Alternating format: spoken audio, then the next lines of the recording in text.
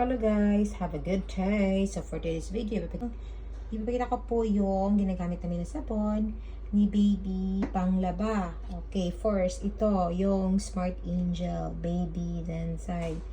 Ginagamit ito namin panglaba ng kanyang socks, mga damit, baby bib, in mga pajama, pants and boshi, caps, hats. Ayan po.